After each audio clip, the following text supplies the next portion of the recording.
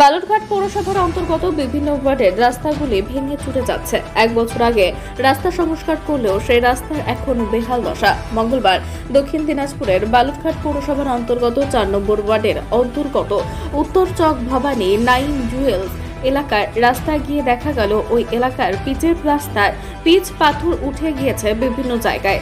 এলাকার বাসিন্দা রাজীব রায় বলেন, ১ বছর আগে রাস্তাটিতে পিচের প্রলেপ দিয়েছে পৌরসভা, কিন্তু এখন আমরা দেখতে পাচ্ছি রাস্তার বিভিন্ন জায়গার পিচ পাথর উঠে গিয়েছে। রাস্তার বেহাল দশার জন্য পৌরসভা দায় এড়াতে পারে না। সমানে বড় বড় ট্রাক গুলো আছে, লরি, ওগুলো যাওয়াতে এগুলো পুরো ভেঙে যাচ্ছে, বড় বড় ট্রাক যাওয়াতে, বুঝতে পারলেন তো। এটা 1 বছরও হয়নি এটা করা।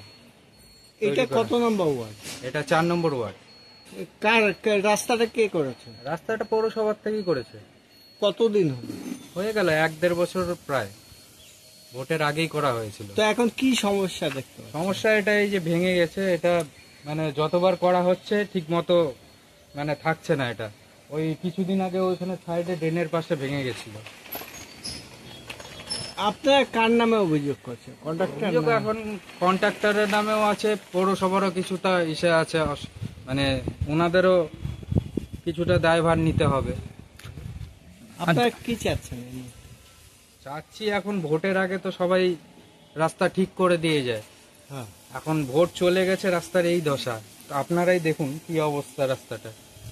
দাদা, আরেকটা বিষয়, এই রাস্তা তৈরি হতে না হতে 2-3 দিনের নাগাদ এই রাস্তা পা দিয়ে ঘুষলে উঠে যাচ্ছিল। হ্যাঁ, এইবার সেই মতো অবস্থাতে নিযুক্ত কন্ট্রাক্টর আবারও পিচ দিয়ে রাস্তাটা ড্যামেজ কন্ট্রোল করে। 1 বছরের নাগাদ এই রাস্তা আবার উঠে যাচ্ছে। বিষয়টাকে কি চোখে দেখছেন? এটা এখন কি বলবো, এখন পৌরসভা যদি ঠিক মতো দায়িত্ব নিয়ে কাজ না করে তাহলে তো আমাদের হাতে কিছু করার নেই। কতবার বলবেন পৌরসভাকে বারবার বলাতে ওনারা এক কান্দে ঢুকে আরেক কান্দে বের করে দিচ্ছে। এটাতে অসুবিধা সাধারণ মানুষের হচ্ছে, এদিক দিয়ে যারা এখানকার বাসিন্দা তাদের অসুবিধাটা বেশি। আপনার নাম? রাজীব রায়। বাড়ি এখানে? বাড়ি এখানে, সামনেই বাড়ি। নর্থ চক ভবানী। হ্যাঁ, উত্তর চক ভবানী। ধন্যবাদ।